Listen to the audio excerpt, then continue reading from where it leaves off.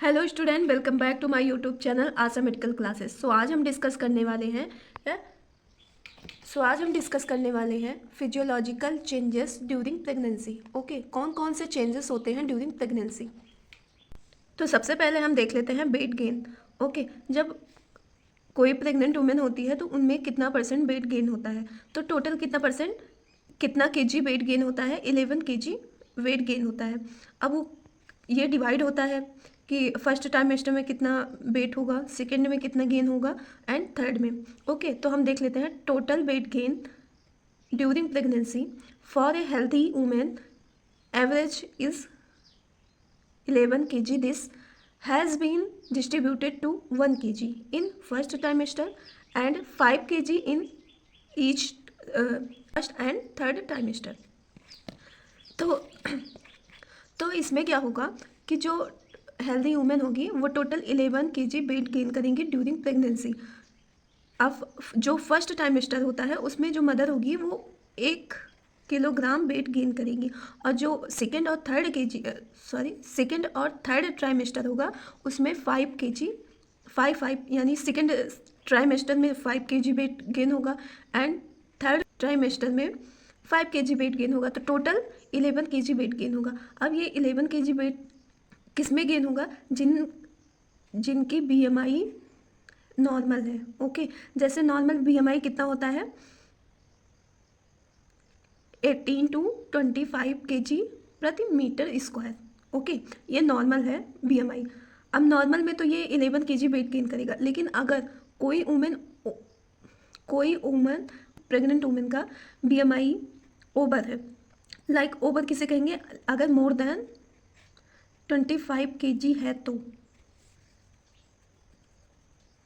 Okay, अब इसमें क्या होगा कि ये जो 25 है BMI इतना है, तो इसमें कितना वेट गेन होगा, इसमें 7 kg वेट गेन होगा। ओके, इसमें 7 kg वेट गेन होगा। अब इसमें कुछ फ्लूइड्स होते हैं, प्लेसेंटल फ्लूइड्स, कुछ प्लेसेंटा होता है, कुछ फीटस होता है, और फैट होता है, प्रोटीन होता है। इन सबको मिला के 11 kg वेट गेन हो जाता है। देन नेक्स्ट देख लेते हैं हेमेटोलॉजिकल चेंजेस। अब ब्लड में और ब्लड वेसल्स में कौन कौन से चेंजेस होंगे। Blood vessels is more kindly raised during pregnancy, that is about 40 to 50%। Okay, जो ब्लड वेसल्स है इसमें जो प्रेग्नेंट वुमेन है ड्यूरिंग प्रेगनेंसी, इसमें क्या होगा कि 40 to 50% इसमें प्लाज्मा इंक्रीज हो जाएगा, और जो भी ब्लड वेसल्स जो भी ब्लड कंपोनेंट हैं वो सारे इंक्रीज हो जाएंगे। जैसे HB लेवल है, ये भी इंक्रीज होगा, RBC है, और ब्लड वॉल्यूम है, ये सब सारे इंक्रीज हो जाएंगे। ओके, देन जो प्रोटीन है हमारा, प्रोटीन भी इंक्रीज होगा। तो total plasma protein increase from the normal 180 gram to 250 gram increase plasma. Okay, कितना इंक्रीज हो जाएगा, normal 180 gram to 250 gram. Okay, plasma increase होगा तो उसमें क्या होगा, हीमोडाइलेशन होगा। ओके, हीमोडाइलेशन क्यों होगा, क्योंकि इजीली रिलीज होगा ऑक्सीजन, जिसकी वजह से कंटिन्यूअस ऑक्सीजन सप्लाई किसको होगी, फीटस को। ओके, इसलिए हीमोडाइलेशन होता है।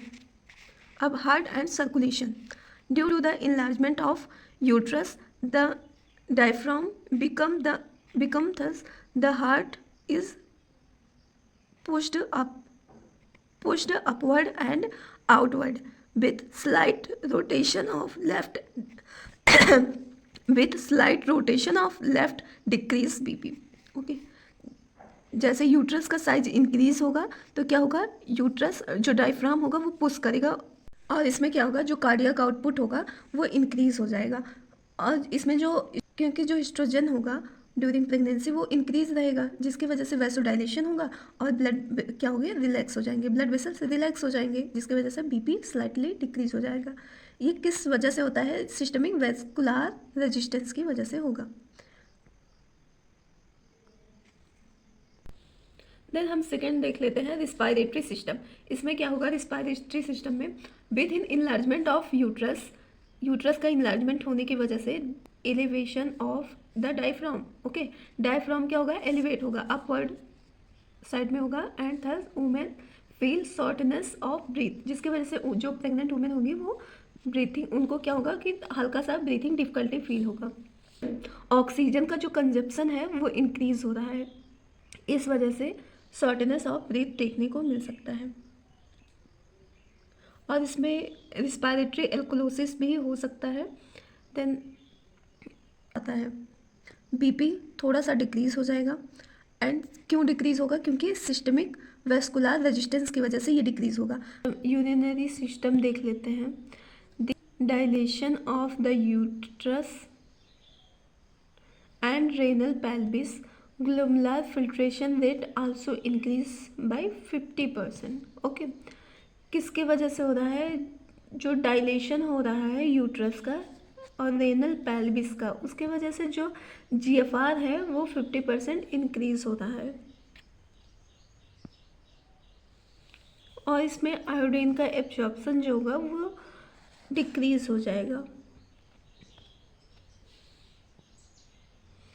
Then GI system, the gum becomes constricted and spongy and may bleed to touch। गम क्या होगा, वो इसको अगर उसमें कहीं कट लग गया या टच हो गया तो उसमें ब्लीडिंग भी हो सकती है। इंडोक्राइन सिस्टम में क्या होगा, during pregnancy this year is an increase production of hormone such as progesterone, placental lactogen. Okay, during pregnancy जो होता है वो इंक्रीज हो जाएगा, कौन से हार्मोन्स का प्रोडक्शन, एस्ट्रोजन, प्रोजेस्टेरोन और प्लेसेंटल लैक्टोजन। ओके, नेक्स्ट हम देख लेते हैं नर्वस सिस्टम में। नर्वस सिस्टम में स्टिमुलेट हो जाता है जो सीटी जो सेंटर होता है, जिसकी वजह से वॉमिटिंग फील होगा, nausea, vomiting, sleeplessness, mental irritability, ये सब जैसे कन्फ्यूजन टाइप का होगा कि जैसे कोई सामान रख दिया यहाँ, कोई सामान कहीं रख दिया तो वो थोड़े याद कम रहेगा, ऐसे में भी चांसेस हो सकते हैं देखने को मिले। और इंट्रीगोमेट्री चेंजेस क्या होंगे, लीनिया नाइग्रा यानी dark brown line from xiphoid process to symphysis. Okay, appear after 20 week of gestational. Okay, इसमें कौन से साइन देखने को मिलेंगे, लीनिया नाइग्रा जो डार्क लाइन टाइप का हो जाता है, कहाँ से, xiphoid process to symphysis. Okay, ये कब अपीयर होंगे, 20 week of gestational. Then next आता है ब्रेस्ट। ब्रेस्ट में कौन कौन से चेंजेस होंगे, increase size of breast become evident, Montgomery tubercle are more prominent. Okay, breast का साइज इंक्रीज हो जाएगा और मेंटगोमेरी ट्यूबरकल, इसका मतलब कि येलोइश कलर एक फ्लूइड जिसको हम कोलेस्ट्रम कहते हैं उसका फॉर्मेशन होगा। And nipple become large, erectile and deeply pigmented. Okay, जो निप्पल होगा areola, primary areola and secondary areola का फॉर्मेशन होगा। ओके, जैसे ये जो डार्क ब्राउन कलर होता है that is primary areola, and ये जो लाइट ब्राउन कलर होगा ये क्या कहलाएगा, secondary areola. Then reproductive changes कौन कौन से होंगे, कुछ साइंस हैं जो देखने को मिलेंगे, जैसे Jacquemier sign appear up to 6 week okay of gestational age. जैसे कोई प्रेग्नेंट वुमेन है, प्रेग्नेंट हुई वुमेन, तो उसमें 6 वीक के बाद जैक्यूमा साइन देखने को मिलेंगे। इसमें क्या होगा, bluish discoloration of vagina, vagina का ब्लूइश डिस्कलरेशन हो जाएगा। नेक्स्ट आता है चैडविक साइन, ये कब अपीयर होगा, ये भी अपीयर होगा 6 वीक ऑफ जेस्टेशनल। इसमें क्या होगा, ब्लूइश डिस्कलरेशन ऑफ सर्विक्स। इसमें क्या हो रहा था, जैकमर साइन में क्या हो रहा था, ब्लूइश डिस्कलरेशन तो हो रहा था, लेकिन किसका हो रहा था, वजाइना में, लेकिन इसमें क्या होगा, सर्विक्स में होगा। ओसियंडर साइन, ये कब अपीयर होगा, 6 वीक ऑफ जेस्टेशनल एज। इसमें क्या होगा, फील पल्सेशन इन सर्विक्स। ओके, किस वजह से होगा, जो स्पाइरल आर्टरी है उसके कंप्रेस होने की वजह से फील होगा। ये कहाँ प्रेजेंट होता है, लेटरल फॉर्मिक्स। ओके, गुडल साइन, इसमें क्या होगा, सॉफ्टनिंग ऑफ सर्विक्स। ये कब अपीयर होगा, 6 to 10 वीक के अंदर ये अपीयर हो जाएगा, जो सर्विक्स है वो सॉफ्ट हो जाएगा। हेगार साइन, ये कब होगा, softening of lower uterus softening of lower uterine segment. Okay, जो लोअर यूट्राइन सेगमेंट होता है वो सॉफ्ट हो जाएगा। ये कब अपीयर होगा? 6 to 8 वीक। पाल्मार साइन क्या होगा? Rhythmic uterine contraction. ओके, जैसे एक इंटरवल में यूट्राइन कॉन्ट्रैक्शन होगा, जैसे इधर यूट्राइन कॉन्ट्रैक्शन हुआ, फिर एक थोड़े टाइम के लिए बंद हो जाएगा, फिर होगा सेम टाइम, फिर थोड़े टाइम के लिए बंद होगा, फिर एक मतलब कंटिन्यूअस ये होता रहेगा। कंटिन्यूअस नहीं, एक मतलब इंटरवल में यूट्राइन कॉन्ट्रैक्शन होता रहेगा।